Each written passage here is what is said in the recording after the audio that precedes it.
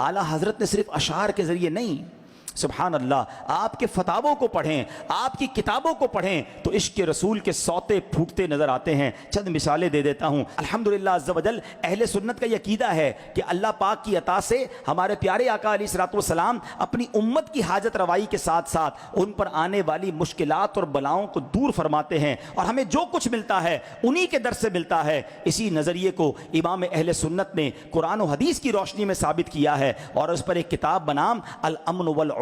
لناعت المصطفیٰ بدافع البلا تحریر فرمائی، جس میں 60 آیات اور 300 احادیث کریمہ کو بطور ثبوت پیش کیا گیا۔ قیامت کے دن شفاعت کبریٰ کا منصب سردار دو جہاں صلی اللہ تعالی علیہ وسلم کے خصائص میں سے ہے۔ جب تک میرے آقا شفاعت کا دروازہ نہیں کھولیں گے کوئی بھی شفاعت نہیں کر سکے گا، بلکہ جتنے بھی شفاعت کریں گے حضور علیہ الصلوۃ والسلام کے وسیلے سے ہی کریں گے۔ اس موضوع پر جب بریلی کے تاجدار نے قلم اٹھایا تو شفیع المذنبین صلی اللہ تعالی علیہ وسلم کے شفیع ہونے پر صرف چند صفوں میں 5 آیات اور 40 ایسی احادیث کریمہ جو عوام کے کانوں تک بہت کم پہنچی تھیں جمع کرتے ہوئے اسماء الاربعین فی شفاعت سید المحبوبین نامی رسالہ تحریر فرمایا۔ آگے چلیے، اللہ کریم نے ما کانا وما یکون، یعنی روز اول سے روز قیامت تک جو کچھ ہوا اور جو کچھ ہے اور جو کچھ ہونے والا ہے، ایک ایک ذرے کا تفصیلی علم اپنے حبیب اکرم صلی اللہ تعالی علیہ وسلم کو عطا فرمایا۔ امام اہل سنت نے اپنے شاندار شاہکار خالص الاعتقاد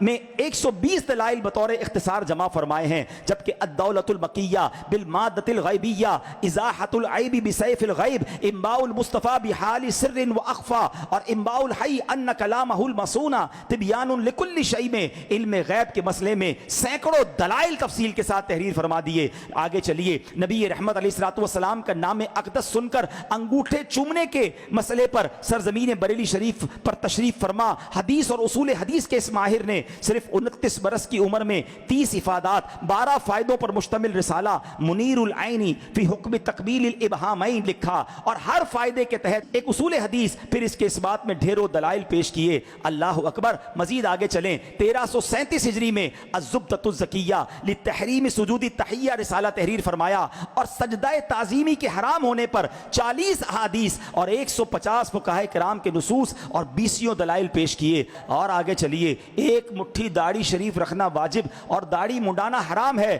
اس ضمن میں امر بالمعروف و نہی عن المنکر کے منصب پر متمکن اس عظیم مبلغ نے لمعۃ الضحیٰ فی اعفاء اللحیٰ رسالہ تحریر فرما کر 18 آیات 72 احادیث اور 60 علماء کرام کے اقوال پر مشتمل 150 دلائل سے نہ صرف ایک مٹھی داڑھی کا وجوب ثابت کیا، بلکہ داڑھی منڈانے کی وعیدوں اور سزاؤں کا بھی ذکر فرماتے ہوئے لوگوں کو اس ناجائز کام سے بچنے کی تنبیہ فرمائی۔